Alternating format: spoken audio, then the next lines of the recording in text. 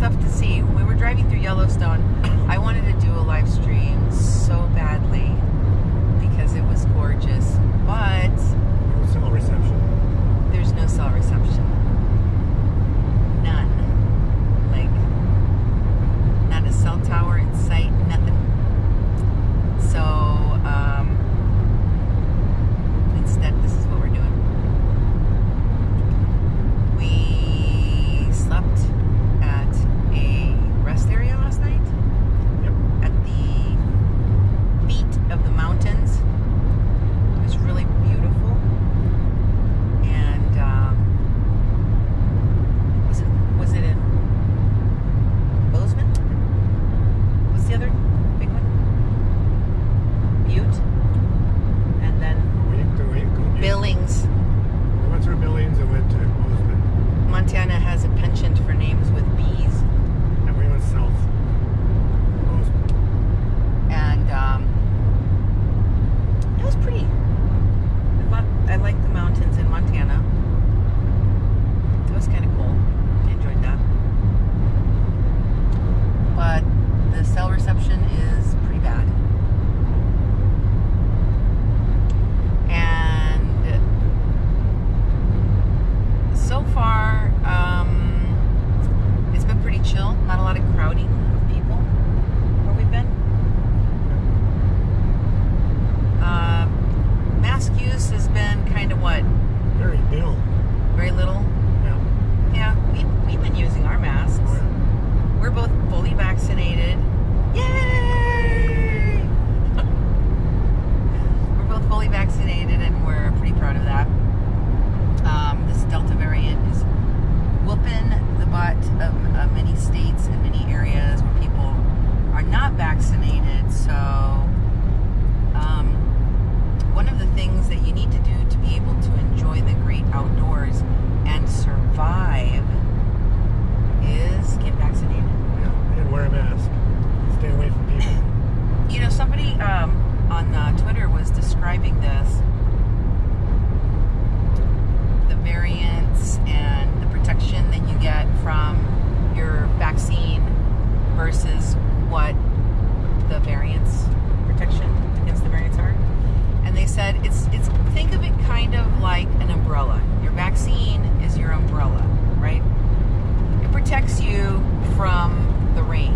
Not 100% of the rain. I mean, you still get a little bit wet if you have an umbrella, right? Yeah.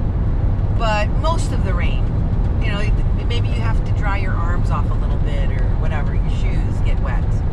But for the most part, you know, you're not going to get wet. You're not going to get soaked. You're not going to get drenched, which is your lungs are underwater and you're in the ICU and you need to be intubated, right? Yeah. So what happens if you have a variant where it's raining really hard, right? Maybe you throw in a raincoat on top of your umbrella, right? The raincoat is the added protection filter. Just because you're vaccinated, you shouldn't be running around trying to test how strong your vaccine is, trying to get infected with every variant that you can. There's a new variant called the Lambda variant that's also going to be a trip for, you know, seeing how well our vaccinations hold up to them. But imagine the Delta variant as being a rain with a wind on it, so it's slanted and it's coming at you sideways. It's going to get you a little bit more wet. Even more wet than the one that's just pouring down hard, straight up and down. So, you know, take additional precautions. Put some wet boots on. Like,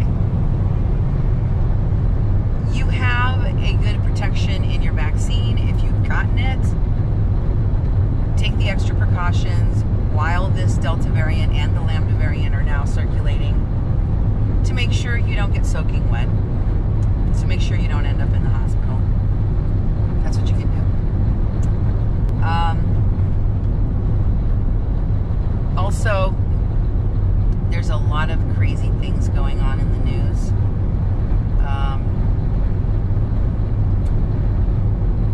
another one of Trump's campaign chairman, managers, has been indicted, charged, imprisoned. He went to jail. I believe he's getting out on bond, on bail today. $250 million bond. Isn't that crazy? Yeah. Like, who just has $250 million sitting around? And if you do, okay, this guy, just to be clear, he was charged with being a foreign spy. Right?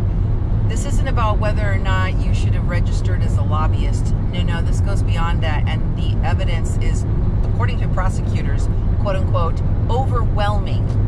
They've got emails, they've got documents, they've got witnesses, they've got, you know, a lot, overwhelming amounts of evidence that this guy was a foreign spy. Like the Maria Butina, the Russian spy that was arrested during the Trump administration, lobbying the NRA and other prominent figures in politics. The accusations against Tom Barrack are not just that he was acting on behalf of a foreign government, the United Arab Emirates, but also that he was tasked with various things, including putting praising speech directly into the mouth and into the speeches of Donald Trump, which he did do, negotiating policy points on behalf of the United Arab Emirates, which he did do and got them done, and even advocating for complete departures from what the United States wanted in policy, in fact acting against America to benefit a foreign power, in this case the United Arab Emirates, which he did do. The last one he did in that Jared and Trump and take exit 72 for I-86 west toward Twin Falls. Set up a meeting between Arab countries that was going to be some kind of like peace accords or something to try to reach some kind of negotiation at Camp David, and the United Arab Emirates did not want that to happen. In fact, they wanted us to turn against our ally, Qatar, which we did do, even though we have a gigantic military base in Qatar, and Qatar has been a military partner and an ally, just because the United Arab Emirates wanted it done. So we've got a lot of people that have been indicted and charged and are now felons. Pardoned, some of them, some unpardoned, but they're felons. And that number continues to grow. It's very unsettling to hear all of the things that have been coming out in the months since President Biden took power. We're finding out more and more. Half a mile, take exit 72 for I-86 west toward Twin Falls. Very disturbing things about the Department of Justice under the Trump administration, including the fact that the FBI set up a tip line for Justice Kavanaugh, for people to contact the FBI about any credible sexual misconduct on his part, and they received over 4,500 tips, none of which were meaningfully investigated. Very troubling. I got to show you where we are right now, because we're getting into some mountainous area here. It's pretty cool. Very nice.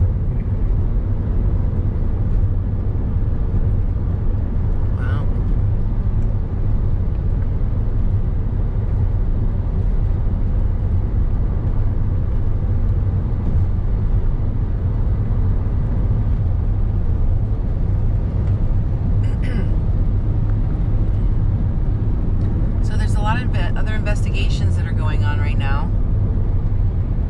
And, as I shared with you guys before we started doing our series on the outdoors, the wheels of justice turn slowly.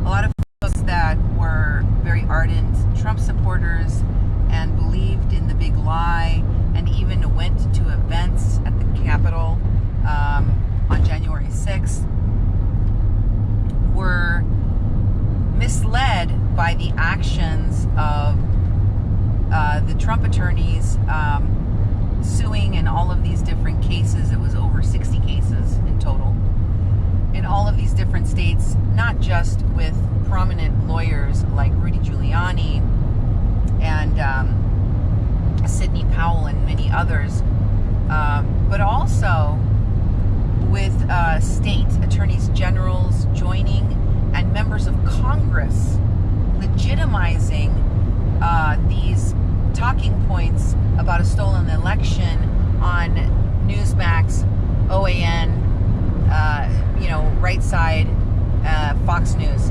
Fox News being one of the biggest culprits in spreading this lie and spreading these propaganda pieces about a stolen election.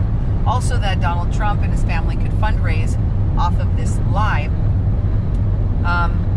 And it was just reported today that $75 million of the funds that he collected to go to fund election integrity following his big lie went into his pocket, went into his businesses. So, I mean, I guess I don't know how many times Trump supporters have to be defrauded by the Trump family to the degree that hundreds of them are going to have felony records and are going to federal prison right now. They're getting convicted and they're going to federal prison for him. They've had their lives essentially ruined, and there's still many of them hoping and praying that he's going to come through for them. It's very sad to see.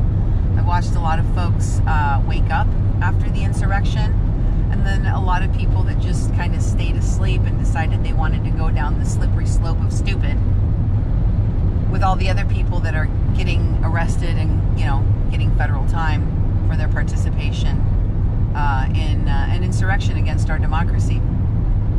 And I am an American first. I will tell you, as a person that studied the law and that swore an oath to the law as an officer of the court, I did not think it was cute. I told all of you that Giuliani, Sidney Powell, Paxton, all of the crooked lawyers were going to be disbarred, and I told you some of them were going to end up getting arrested, raided, investigated, going to jail. It took a while, but it's happening, folks. It is now happening. I'm very happy that our Constitution won. I'm very happy that our laws are being upheld, that our democracy was strong enough to survive the insurrection, but there's a lot of work to do to clean up the mess on aisle 9. We have to educate people on basic civics of government function, so you don't have a bunch of yahoos that show up on January 6th thinking that it is their constitutional right to object to the election, the electors being certified. It's not. You committed an obstruction of a government function and you're going to go to federal prison for doing something that stupid. Just because the President of the United States says that you should, it doesn't mean that he knows what he's talking about or that he is conferring some sort of legal status to your criminal behavior. He made a lot of people think that. And so did the lawyers, and so did Fox News, and so did a lot of other people. And I feel very sorry for those folks because they were duped. They deserve better from their president, from their media, and from their elected officials, and they didn't get it. But, we're